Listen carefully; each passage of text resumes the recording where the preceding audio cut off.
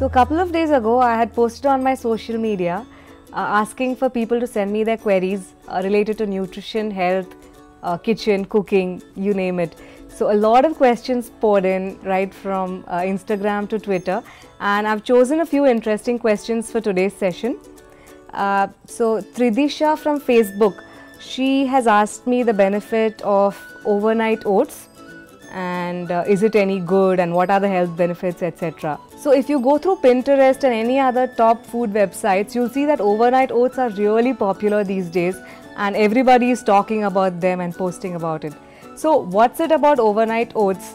It's just rolled oats which is soaked overnight in a kind of liquid, which could be either yogurt or milk or water, and the next morning it's almost as good as cooked because it's ready to eat and it's a no cook method. The advantage of overnight oats is that when you soak a grain for a longer period in a liquid, the phytates in the grain get reduced drastically, and phytates are something that prevent the absorption of minerals, and it also makes it a little more difficult to digest. So soaking helps better absorption of minerals, it helps better digestion. So when you soak something overnight, there's also this fermentation process which makes the oats rich in probiotics when you eat it the following morning.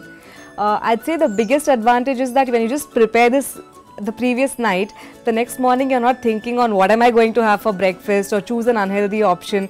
You can even just make it in a jar, grab it, and you can eat it on the run. So yes, I highly recommend overnight oats. Prepare it using a variety of fruit toppings, or like you can add nuts, you can add chia seeds, and try a different variety each time, and you can enjoy the health benefits of overnight oats. So my second question is from Trade with PK on Twitter.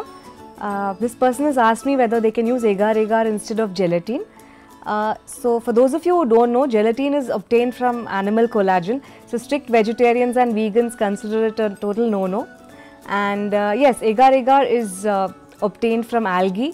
So it's very much plant-based and you can use it as a substitute. So if you're going to use 1 teaspoon gelatin in a recipe, the substitute is 1 teaspoon of agar powder. And 1 teaspoon is good to set 1 cup of liquid, which takes around 1 hour to set at room temperature. So my third question is from Soumya Rao on Twitter, and she wants to know easy ways to include vegetarian protein sources in every meal, especially for kids.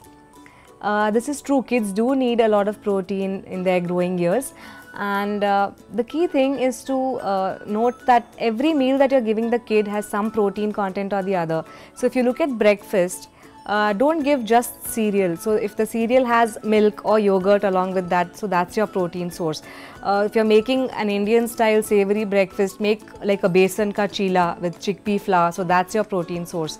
So make sure, even if it's a snack, so if your kid is asking for an after school snack, give them a slice of cheese or give them a few nuts. So all that add up in the whole day. When you see their dietary intake of protein, every little bit counts, and you don't have to give them all at one go. So it's good to distribute the protein sources throughout the day for kids and not load them up all in one meal. So I've jotted down a few ideas for Soumya.